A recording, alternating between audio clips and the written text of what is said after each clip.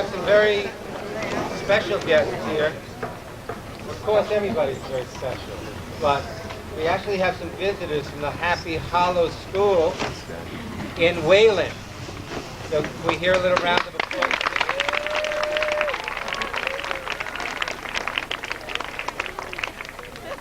They studied Thoreau at the beginning of your year, I guess. Now, we have a program.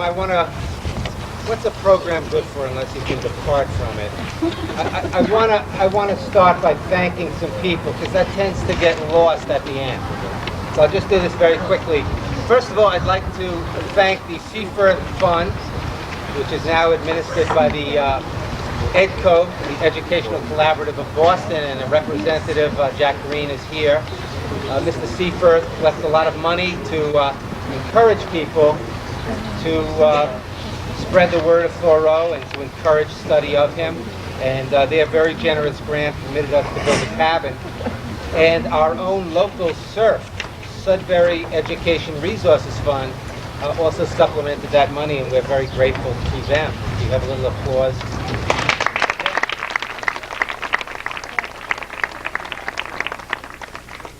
You can have great ideas, but if you don't have the money, you can't build it. When Thoreau first built his cabin, it cost $28. It was a little more expensive on the current market. I also want to thank a couple of extraordinary individuals in the school, Duke Tuchnowski and Dave Carr. Are you guys here?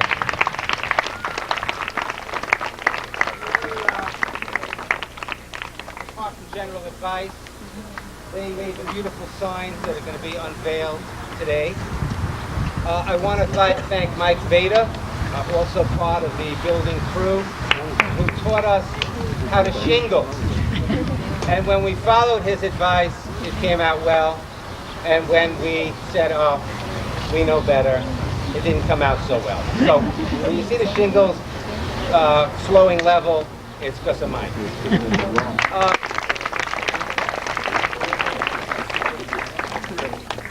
We also had three tremendous volunteers who helped the class to nearly complete the project. And boy, if they could come forward, I don't know, they might be deep in the crowd. Maybe they're not here. Maybe they're volunteering somewhere else. Terry Coogan. Terry, are you here?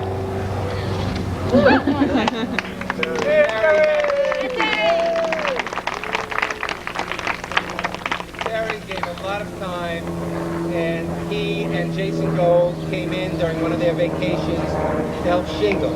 Now, would you give up one of your vacations to shingle? As much shingling, as much fun as shingling is. Adam Cates, is he around? And he helped us an awful lot throughout the project.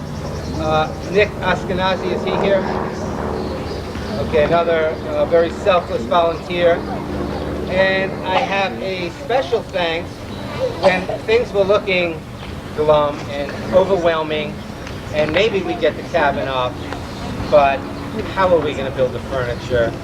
I really didn't know what to do. And you know, in that kind of situation, there's only one thing to do. You call your father. And my father, Jerry Schechter here, made the two main pieces of furniture.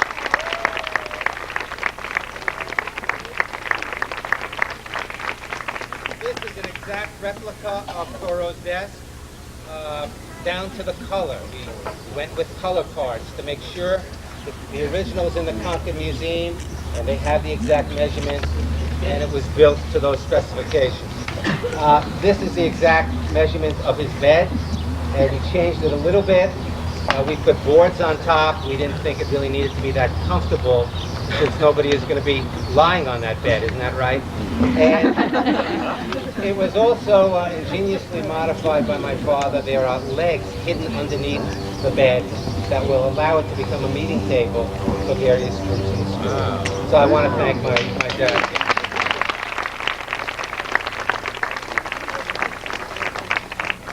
We have some dignitaries here, and the first person I want to call on, not only because he's from the Lincoln-Sudbury Regional School Committee, which is sort of the ultimate governing body of the school, but he also went to my high school. I like to think I blazed the way for him. He came a little bit after me. Chuck Schwager.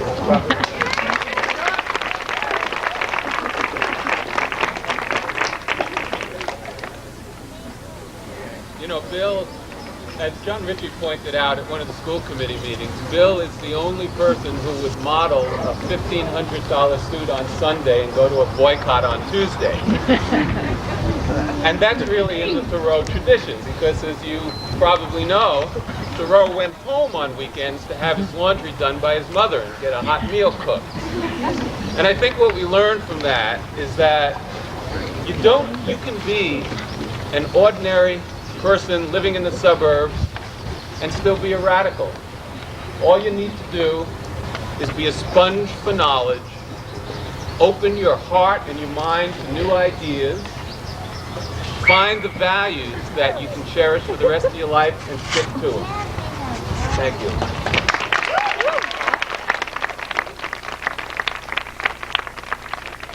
Superintendent John Ritchie, been very supportive throughout, and he'd like to say a few words. Thank you, Bill.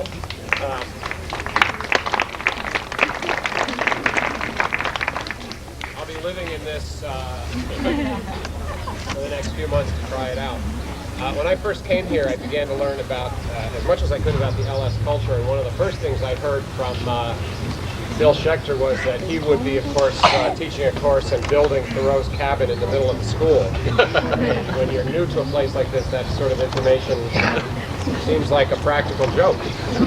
But as I've watched over the past year and seen this really terrific project, it's great to have a living physical tribute both to Henry David Thoreau and also to the work of Bill and his dad, who I met several months back, and all the people who helped out, particularly all the students who I think have learned a lot about a lot of things. So I'm really pleased to Bill. Just congratulations, not only to you, but to everybody that's been involved. Thank you.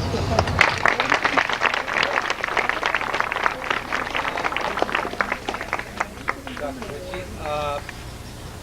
Our last dignitary is Helen Bowden, who is the Educational Director of the Thoreau Institute, who took time from her busy schedule because they soon are going to dedicate the Thoreau Institute. In Lincoln, it is going to become a worldwide center of Thoreau studies. If you are interested in Thoreau, this is the place.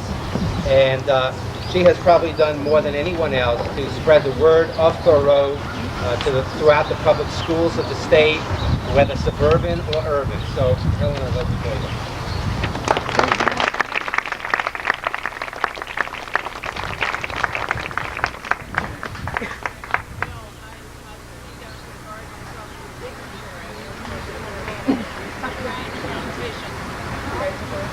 I'll try to speak a little louder, maybe it's the wind. I think what you've done here today is just a wonderful thing, and it gives us great pleasure. Everyone at the Thoreau Institute has been tracking this effort. Bill Schechter was a participant in our first seminar last summer. It's called Thoreau, the World, and Ours. And one of the things at the Institute we want to do is to reach students of all ages, and we want to do that through reaching their teachers. So I'm sure there'll be some thanks here from others for the job that Mr. Schechter and Mr. Kosenka have done here. But I just wanted to start by offering our thanks, because I think we have some really exemplary teachers, and I'm sure that you all at Lincoln Sudbury Regional High School are very proud of them. Thoreau, you may have known, among his many talents, was very briefly a teacher himself, and he talked and wrote quite a lot about education. One of the things he said was, what does education often do? It makes a straight cut ditch of a free meandering brook. Now what's happened here? I don't see a straight cut ditch. I see two teachers who attracted a wonderful small group of students to do a creative, imaginative, disciplined effort. And so let's give a thanks to the teachers and the students, and it's great to be with you today.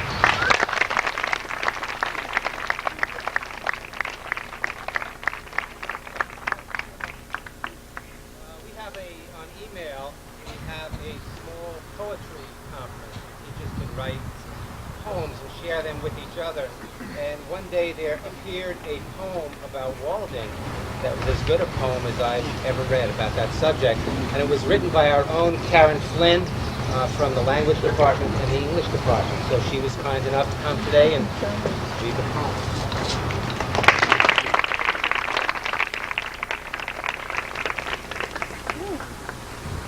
Actually, I should just say quickly, the season was really a beautiful fall day, and if I remember correctly, I made a quick getaway after teaching because I needed my head cleared, and the best and nearest place to go to was Walden Pond.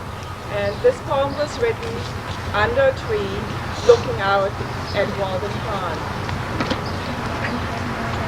Smooth the lake, the air smooth, smooth too, sound and sun. Oars idle, boat adrift. The angler trails his fishing lines like lazy water snakes.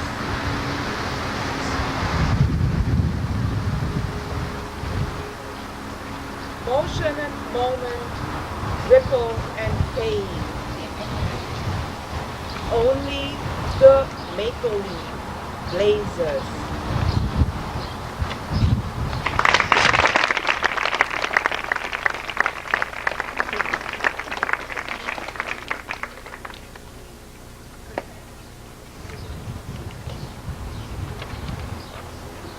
Well, I have a very dramatic announcement. My name has been mentioned about 7 times.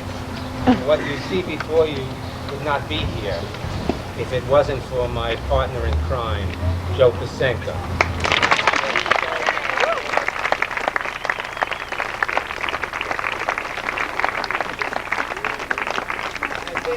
I think the students know what I'm talking about when I say that Joe is really the heart and soul of the project. Easy to have an idea, hard to execute it, and not only did Joe have the technical expertise to do it, but obviously he's a master at working with kids. So Joe, would you like to make a couple comments about the class? Well, at a time when we talk about getting some basic skills, you can't get any more basic than this. We use the skills that Thoreau would have used. We use the hammers and chisels. We use minimal amounts of power tools. It was done the way he did it. We didn't lose any fingers. We didn't lose any people. There's no one buried underneath there. So we did pretty well. This project is a real credit to these people. I don't think they'll fully understand it yet until they own their own houses. Then they'll understand the significance of what they've done. To bring something from nothing to where it is today. They all worked very hard. They did a great job. I think that they're credit to the school and credit to themselves, and they're going to go a long way with regards to that. That's about all I really want to say. I think we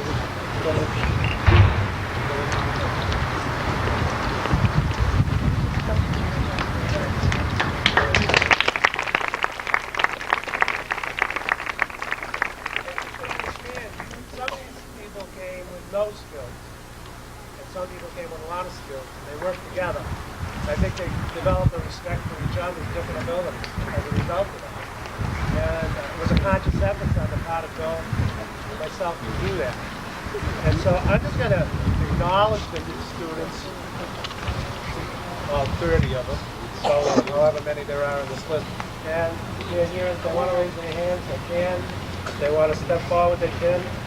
If they want to do what they normally do, run behind the cab, and if they're like find them, you can do that too, all right? It's Jen Anderson, Edwina Ash, Keith Backman, Liana Kavanaugh, Emily Cooper, Liz Ellis, Kim Gibson, Al Hallstein, Michael Harkowitz, Greg Perlick, David Hicks, Christy Johnson, Jess Gustafson, Beth Laurie, can't read the writing, Jen Ritz, Jeff Perlman, Daryl Pinto, Alana Quirth, Peter Rome, Jason Rickman, Parker Rowe, Judy Sigelman, and Liz Simmons. Those are all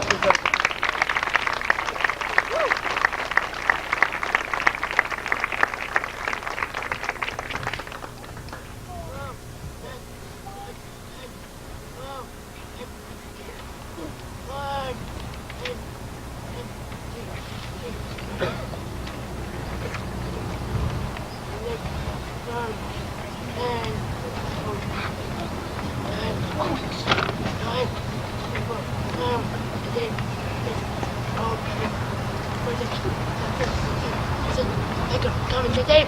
Thank you so much.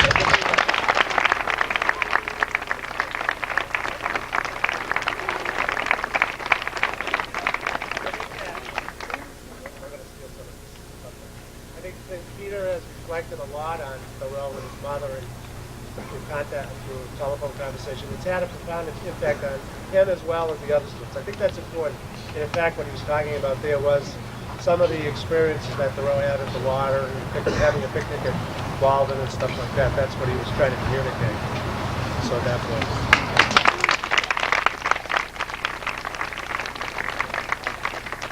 Our class had a lot of ups and downs. The main down is when we went on a nature outing and I sank in the Sudbury River on a canoe. I still don't know how that happened. Most of the rest was up. We did have a moment of trepidation. A few weeks ago, we were going to have this dedication on May 6th, which was the 137th anniversary of Thoreau's death. We wanted to tie it into something Thoreauvian. And 2 days before, this had never happened before in the history of the school, as far as we know, lightning struck a tree, a very large tree in that corner. So we didn't know, we were really uncertain for the first time, had we angered the courtyard guard. We just didn't know, and we decided they were placated enough that we could plan another dedication a few weeks later. I just want to say, with respect to this, that we hope to use this cabin as a place for student meetings. Peer Helper will be meeting here when the weather is suitable. Perhaps the Environmental Club. It will also be available to students as a place for solitary reflection. And I hope you will enjoy that opportunity. But if you never come in here to have a meeting and you never come in here to have a moment of silent reflection, quiet reflection, you're just not that kind of person perhaps. I hope that when you are walking around the school in your 4 years and you walk by some of these glass windows and you see this cabin, you will remember why it was built, that this is a symbol of a man who was very much his own person, who I think if he was here today would say, do not accept any way of life, any values, simply because adults or society tell you that's the way it should be. That you have to constantly question, that life is a quest, a search for values, for a decent way to live, and that all of you, along with Thoreau, will at some point in your lives find your own Walden and in your own way confront the essential facts of life. With that, I'd like to introduce a musical piece. Emily Halpern and Carolyn Marsden, can you come forward? Now, I asked these two musicians for a piece that was Thoreauvian in the broadest sense. They said that they were going to do a song by the Indigo Girls. I said, great. Who are they? And then they assured me that they were very talented and that this song was about a search of a kind, and that it would fit very well into the ceremony. So, Emily Halpern and Carolyn Marsden.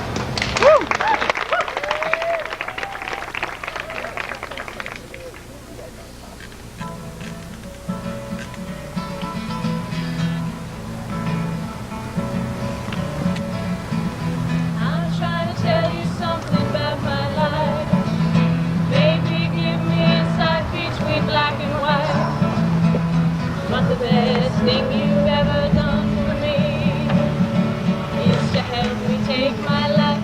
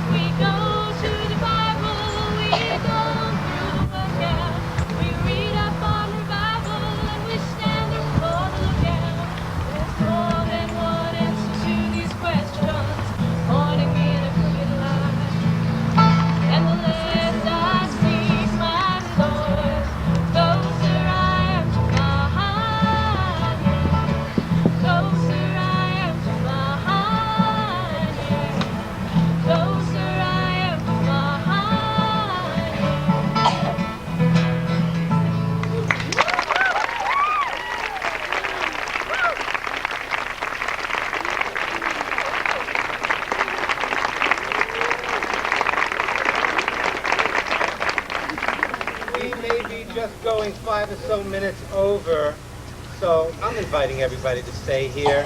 I think we're going crooked line today. Okay?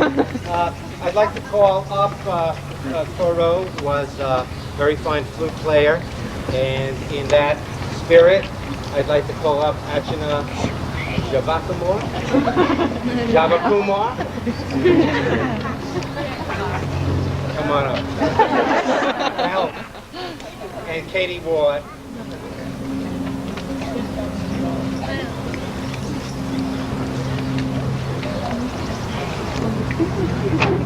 And can I ask the Thoreau students to take their places in front in a semicircle in front of the furniture?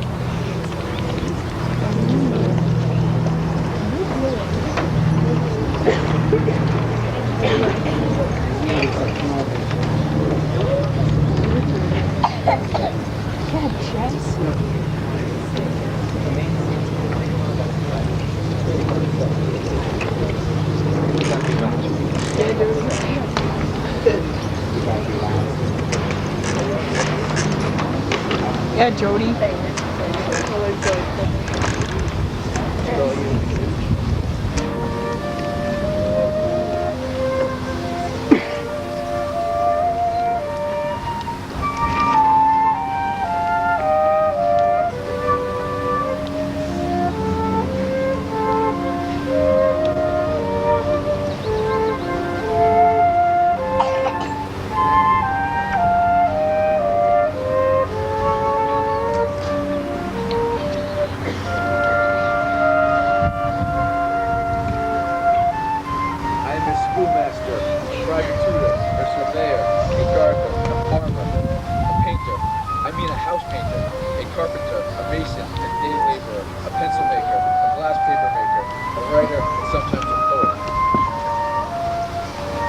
Great art to saunter.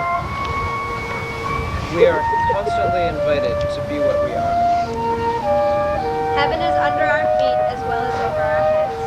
In the long run, men only hit what they aim at. Therefore, though they should fail immediately, they had better aim at something high. The one great rule of compassion, and if I were a professor of rhetoric and I should insist on this, is to speak the truth. We all stand in the front ranks of battle every moment of our lives. Where there's a brave man, there's thicket of the fight, there's the post of honor. Only that day dawns to which we are awake.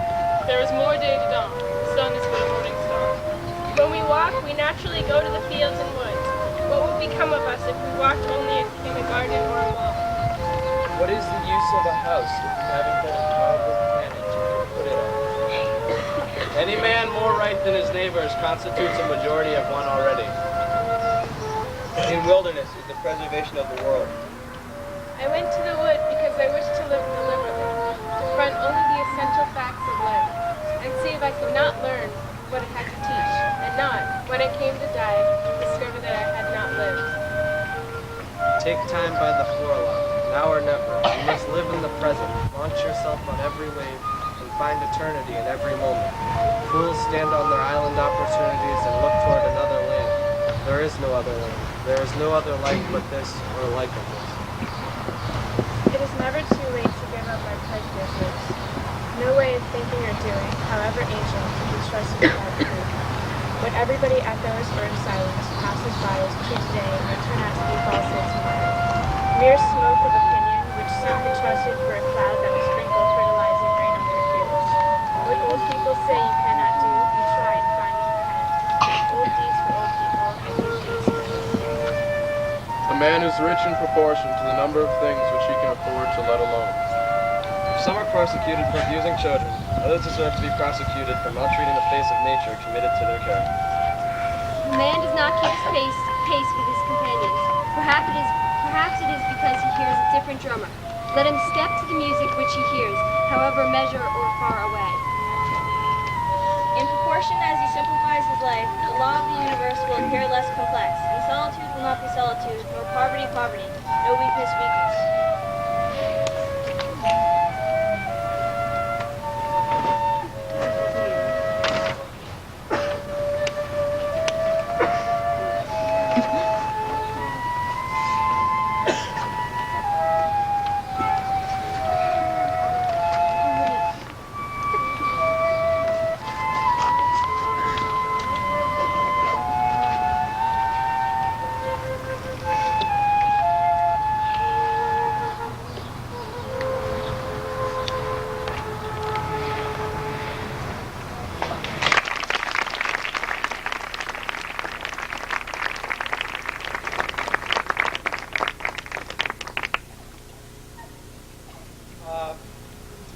We are almost finished. There's one more poem to be read, and this is a poem that I wrote, and I asked Archana to read it.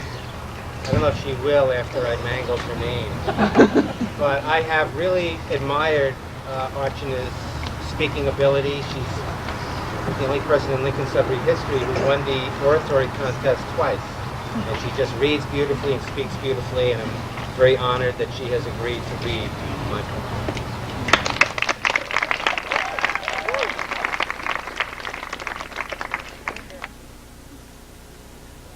From within a small cabin, much like this, a mind as vaulted as the sky itself, shaped thoughts ornate as cathedrals and plain as acorns, insights as startling as sunsets, and enduring as a glacial pond. In such a place, this man sought silence, in a cabin constructed like a puzzle, and posed questions a busy world forgets to ask. Weary traveler, enjoy this solitude as you would a drink of cool water. Here, find time to rest and survey questions more powerful than answers.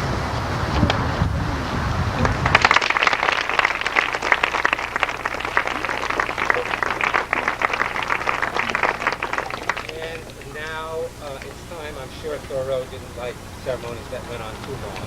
It's time to conclude our business here. And I would like to ask the three folks who spoke at the beginning to come up.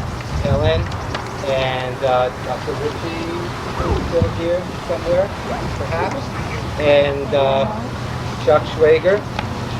And Chuck, I will present to you on behalf of the class the school committee sheet, which is an actual sheet.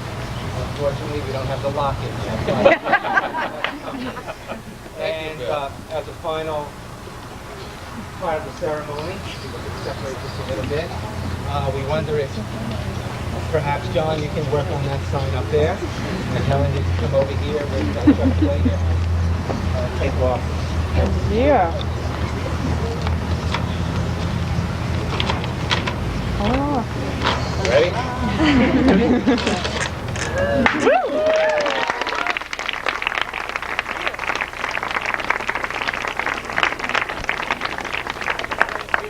Thoreau's cabin, 1845, 1847, Bill Schechter, proprietor. Thank you all very much for coming. And I'd like to ask the students who are in the class to stay behind.